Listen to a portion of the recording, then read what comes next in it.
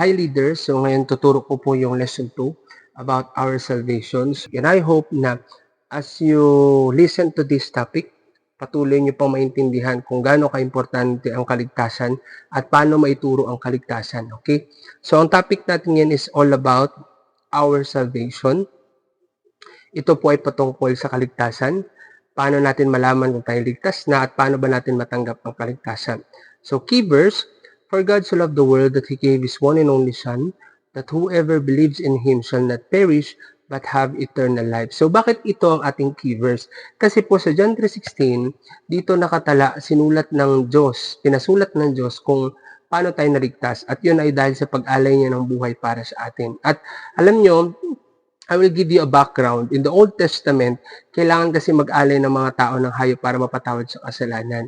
And maraming mga tao in the Old Testament na nag-fail mag-alay ng hayop para mapatawad, kaya ang iba napapahamak. Pero ang ginawa ng Panginoon sa New Testament, siya na yung naging alay para tayo mapatawad sa ating mga kasalanan. Kaya doon, pinapakita yung pag-ibig ng Lord na si Lord pa rin ang gumawa ng paraan paano tayo makatanggap ng kaligtasan. At dito sa verse na to, bakit ito tinatawag natin na key verse? Kasi pinapakita dito yung pag-ibig ng Lord sa atin, kaya tayo nakatanggap ng kaligtasan. Okay? So sabi dito, objective, for the new believer to understand what salvation obtained through Christ's death on the cross entails. God's plan for our salvation has the following aspects. So ito po yung mga plano ng Lord para tayo makatanggap ng kaligtasan. At ito yung dapat nating maranasan at gawin. Paano ba tayo makatanggap ng kaligtasan? So meron pong 4 na aspeto. Justification, regeneration, sanctification, and redemption. In addition, we also need to know, number 5, God's promises for you, what your life should long for. So, ano ba yung mga dapat nating hanap-hanapin at ano ba yung karagdagan pag tayo nakatanggap ng kaligtasan? So, yun yung number 5 at ang number 6. Okay? So, inuulit ko, itong 4 na to dapat tong maranasan isang Kristiyano. Kung ito hindi mo pa nararanasan, ibig sabihin nun, hindi pa natin natanggap ng kaligtasan. At kung ito yung naranasan mo na, ibig sabihin nito, natanggap mo ng kaligtasan. So, ngayon, number 1, justification. Ano ba tong justification? So, sabi dito, justification means to declare righteous. This is the act through which God declares that the sinner who believes in Jesus and confesses his faith in Him and His work is just and acceptable in His sight, and are justified freely by His grace through the redemption that came by Jesus Christ. Christ Jesus. Roma chapter 3:24. So pag sinabing justification, ibig sabihin po nito, ito yung diniklara kang righteous. Paano nangyari to? Kapag ang isang tao tumanggap sa Panginoong Hesus, tinanggap mo siya bilang yung Diyos at tagapagligtas, nag-confess ka sa Kanya, in-accept mo siya as your Lord and Savior, doon pa lang po niligtas ka na niya. Okay po? Example, yung kasama ni Kristo na pa ako sa cross, yung sinabi niya, Panginoon, kung ikaw po talaga ang Diyos, sama mo ako sa paraiso. Anong sabi ng Lord? Ngayon din, isasama kita. Okay? So, justification yon. Pangalawa, yung, for example, merong taong mamamatay, situational to. Kung may mamamatay natin yung taong yun napatanggap siya, bago siya mamatay napatanggap siya sa Panginoon, ligtas po siya. Now, as a Christian, tayo, buhay pa, paano mo masabing justified ka? Paano mo masabing nararanasan mo ang justification? Kailangan tanggapin mo ang Panginoon sa buhay mo araw-araw. Okay? So, hindi matatawag na justification yung tinanggap mo siya noon pero hindi mo siya tinanggap ngayon. So, as a Christian, kailangan araw-araw tanggapin natin ang Lord sa buhay natin kasi hindi natin alam, baka nagkagawa tayo ng kasalanan, isip, salita at gawa. Kaya kailangan araw-araw tanggapin natin siya sa ating buhay. Paano? Everyday, pagising sa umaga, Lord, Ikaw ang Diyos ko, Ikaw ang aking Panginoon, Ikaw ang ating kapagligtas, ang pangalan mo ay Jesus. So, you confess through your mouth na si Kristo ay Diyos mo. At dahil doon pa lang dinideklara ka ng Diyos na righteous. Okay? So, pag gano'n, ibig sabihin, ligtas ka. Ligtas tayo. Okay? So, number 2, sanctification. So, pag sinabi sanctification, to be sanctified means to be holy and set apart for God. A person becomes holy through grace. Sanctification is consecration fully to God both in the moral and spiritual realm. Holiness is produced in the believer by the work of the Holy Spirit. Okay? So, may God Himself, the God of peace, sanctify you through and through. May your whole spirit, soul, and body be kept blameless at the coming of our Lord Jesus Christ. 1 Thessalonians 5:23. So now, ito naman pong sanctification. Paano ba to masabing nararanasan natin yung sanctification? Pag sinabing sanctification, malalaman mo na nararanasan mo to kapag yung dating ginagawa mo, ayaw mo na siyang gawin. Ang gusto mo nang gawin lagi is mapatungkol sa Diyos. So, kunwari, ako, example ko po sarili ko. So, pwede mo rin i-example ang sarili mo kung paano mo naranasan ang sanctification. For example, ako dati, mas gusto ko mag-inom, magsigarilyo, magbisyo, magbar, magawa ng mga makamundong bagay. Pero, nung time na nakilala ko ang Panginoong Hesus, unti-unti, nararanasan ko talaga na ayoko nang mag-bar, ayoko nang mag-inom, mas gusto ko na mag-Bible study, mas gusto ko puro church na lang, mas gusto ko Bible study na lang, mas gusto ko puro patungkol sa Diyos ang usapan. So, yung mga ganong bagay, ibig sabihin nung sanctified ka na, ibig sabihin, tinanggal ka na ng Lord sa mundo at nilagay ka na niya dito sa makalangit. Okay? Or in short, tinanggal ka ng Lord sa mundo, nilagyan ka niya dito sa makalangit. From nothing to something. So, yun ibig sabihin, ano ka, sinet apart ka ng Lord. So, yung mga ganong bagay, Holy Spirit po yung kumikilos nun. Holy Spirit po yung gumagawa nun, okay? So, yun. Kapag yun naranasan mo, ibig sabihin, ligtas na. Okay? Kung mas gusto natin yung mga usapang patungkol sa Diyos, gawain patungkol sa Diyos, so ibig sabihin, ligtas na tayo. Kaya hindi natin pwede sabihin na tayo ay nasa Lord na, pero yung mga gusto pa rin natin mga makamundo. Okay? Kasi ang totoong naligtas, ayaw niya sa mga gawaing makamundo. Ayaw na niya yung mga inuman, ayaw na niya yan. Ang gusto niya, puro mga gawain patungkol na lang sa Diyos. Okay? So yan. Number 3, regeneration. So regeneration means we change our way of thinking in relation to sin. Our mind becomes open to everything relating to God, especially to incarnation of His Son and His redeeming work. It is the Holy Spirit who permits in this regeneration the inner man both morally and spiritually. The man without the Spirit does not accept the things that come from the Spirit of God, for they are foolishness to him and he cannot understand them because they are spiritually discerned. So yan. So pag sinabi po natin regeneration, kung yung sanctification sa gawa, ito namang regeneration sa isip. So, paano masabi na naranasan mo to? Kapag yung isip natin, ayaw na natin sa mga bagay patungkol sa kasalanan. Ibig sabihin, the way we think patungkol sa kasalanan nagbabago na. Kung dati, ang mindset natin, you only live once, okay lang magawa ng kasalanan. Pero once na tayo is nakatanggap ng kaligtasan at tayo ay unti-unti nang nililigtas ng Lord, yung isip natin nagbabago na. Ano ibig sabihin nito? Mas gusto na natin pag-usapan yung patungkol sa pagkabuhay ng Panginoong Hesus, yung kanyang mga ginawa niya sa mundo, paano niya tayo niligtas, yung mga patungkol na lang sa Bible ang gusto nating pag-usapan. Yung mga makalangit na usapan na yung gusto nating usapan. And sa kasalanan, nandoon na talaga yung ayaw na natin gumawa ng kasalanan.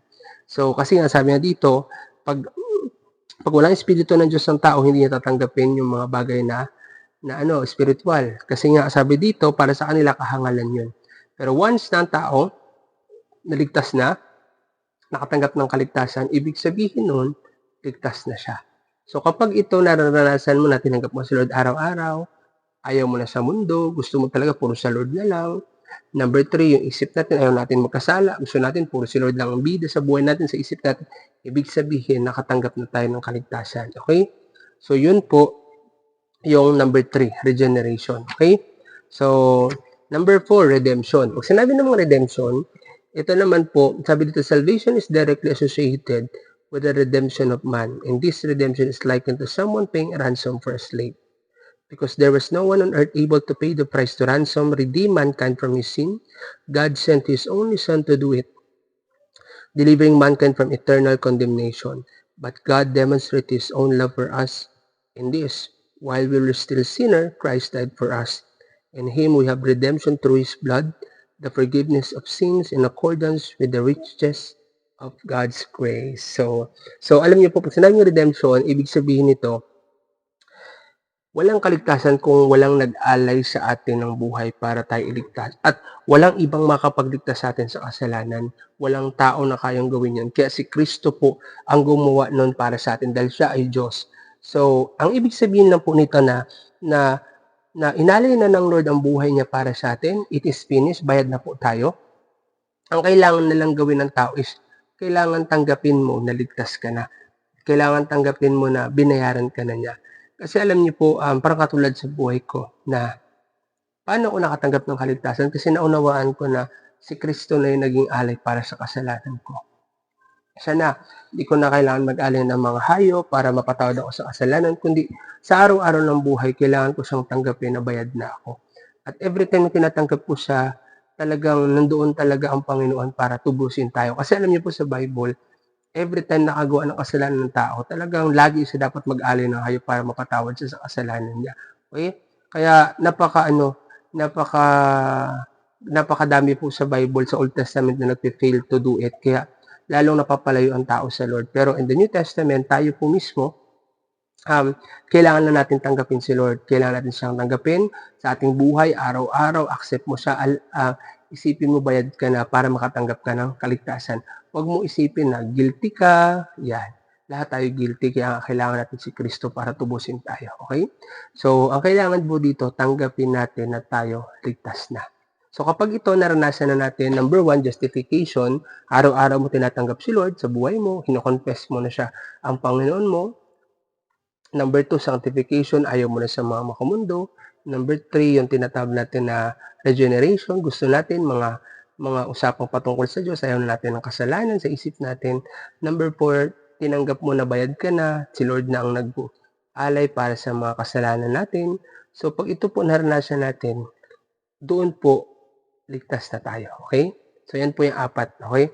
So, kapag ito naranasan na ng tao, ibig sabihin, ligtas na siya.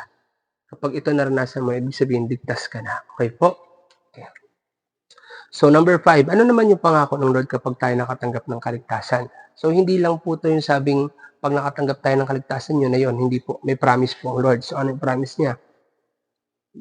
Letter A, eternal life. Siyempre, kapag nakatanggap tayo ng kaligtasan, meron tayong eternal life na tinatawag. Ito yung tinatawag natin na buhay na walang hanggan. Letter B, forgiveness of sin. Pinatawad na po tayo ng Lord sa ating mga kasalanan. Siyempre, once you accept Him, siya na yung naging alay para sa atin. At take note po, wala pa tayo nakapaghingi ng tawad sa Kanya, pinatawad niya na tayo. Kaya nga siya nag-alay ng buhay para sa atin. Okay? So, letter C, position of a son. Binigyan niya po tayo ng karapatan na maging anak niya. Kasi kapag tinanggap mo siya, ibig sabihin nun, gusto mo siyang maging Diyos mo at siya ang magiging ama mo. At dahil doon, tinanggap natin siya, tayo po ay binigyan niya ng karapatan maging anak niya. Okay? Kasi not all the people tumatanggap sa Diyos.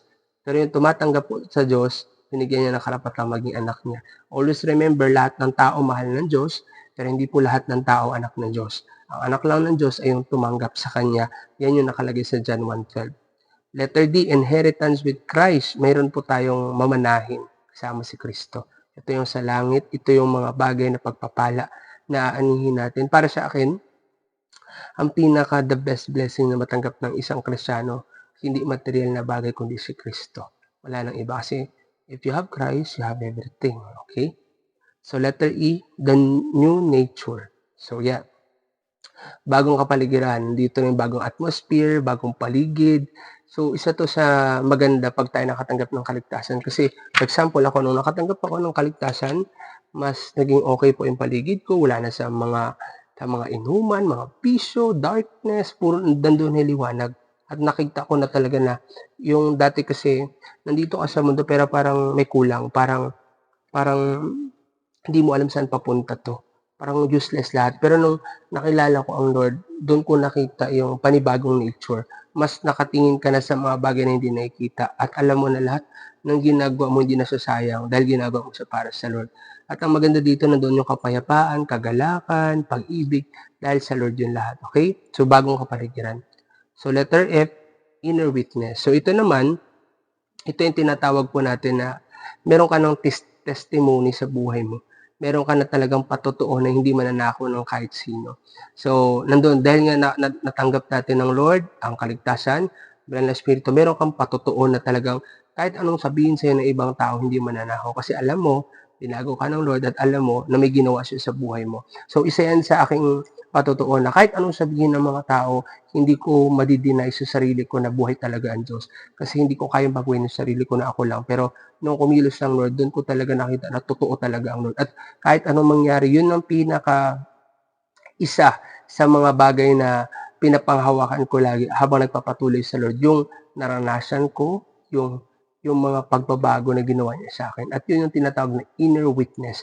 Kasi alam niyo po, ang karanasan, hindi madadaya yun.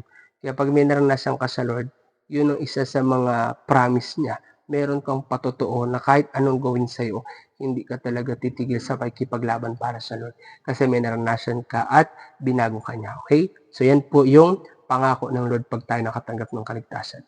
So, number 6.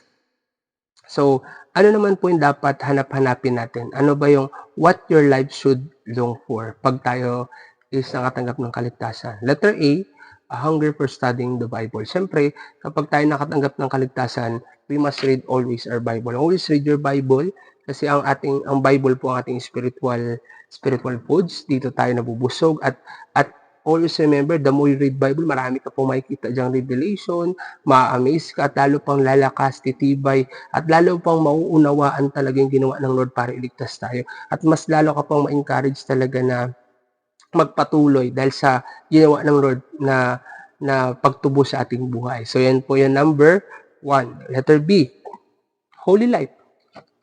Kapag tayo po nakatanggap ng kaligtasan, nandoon na po yung uhaw tayo mamuhay sa kabanalan. So nobody's perfect, pero ang taong ligtas, uhaw maging banal sa harapan ng Diyos. Always remember it. Kasi, lahat tayo nagkakamali, lahat nagkakasala. Pero, pag nakatanggap tayo ng kaligtasan, nandun yung pagkauhaw na, Lord, ayoko magkasala. Ayoko talagang gumawa ng mali. Gusto mo maging banal. Hanggat maaari, mas okay nga tawagin kang banal eh. Kasi, sabi sa Bible, be holy because our God is holy. At para sa akin, ng pagiging banal, hindi siya corny. May kapayapaan, may kagalakan, at merong assurance kapag tayo namumuhay sa kabanalan. Alam mo, kasama mo ang Lord palagi. So, dyan tayo uhaw pag tayo po ay nakatanggap ng kaligtasan. Siyempre, letter C, a love for the brethren. Kapag tayo nakatanggap ng kaligtasan, nandun na yung pag-ibig natin sa iba. Sishare mo sila. Kasi ganun po yun eh. Kunwari ako nakatanggap ng kaligtasan, hindi pwedeng sarilinin ko yun. Sinishare ko talaga siya sa mga tao. At lagi kong iniisip na pinapaisip sa akin ng Lord na hindi pwedeng ako lang. Dapat i-share ko yun sa mga tao. Kaya isa yun sa mga hinahanap-hanap ng tao pag ligtas siya. Yung ibahagi ang salita ng Diyos, ang kabutihan ng Diyos, kung paano matubos ang mga tao. Okay? So letter D, witness continuously about Christ. So siyempre kapag tayo po ay nakatanggap ng kaligtasan, patuloy pa natin sinishare ang Lord sa mga tao, si Kristo. Sinishare natin na kailangan nilang tanggapin si Kristo para makatanggap din sila ng kaligtasan, matubos ang mga kasalanan. Yun ang kailangan gawin. At continue po yun hanggang kunin tayo ng Lord, di tayo mapapagod. Kaya yun po ang gagawin natin kapag tayo is nakatanggap ng kaligtasan. At yun dapat yung ginagawa natin. Okay? So, bali yan po yung topic natin about salvation. So, what is one aspect of salvation you have not yet experienced? So, kung meron ka pang dito hindi naranasan sa 4 na aspeto, so isuko mo sa Lord, ipag-pray, at as a leader, pag-pray mo siya kung ano man yung bagay na hindi niya pa naranasan, at bigyan mo siya ng counsel kung ano ba yung dapat na solusyon doon. For example, justification. Kung hindi niya pa tinanggap ang Lord, sabihin mo na tanggapin niya ang Lord araw-araw.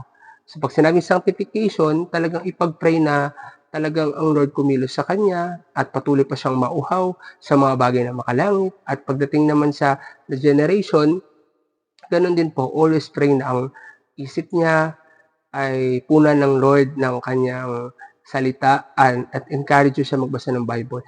Pero all the times, ang lagi dito talaga na hindi naranasan iba redemption. So, redemption, simple lang po, kailangan lang nila tanggapin na bayad na sila. At hindi na nila kailangan magpakahirap. Si Kristo na naging alay.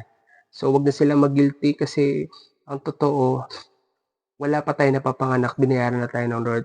Pero alam ng Lord na sa hinaharap na magkakamali tayo, kakasala tayo. Kaya siya nag-alay ng buhay niya. Para saan? Para sa atin. Kaya tanggapin lang nila ang Panginoon. Okay? At ipag-pray sila. So, yun lang. God bless and always read this and may the Lord gives you wisdom and knowledge as you teach this, and also ilagay mo yung sarili mong testimony sa bawat topic. Yun lang. God bless.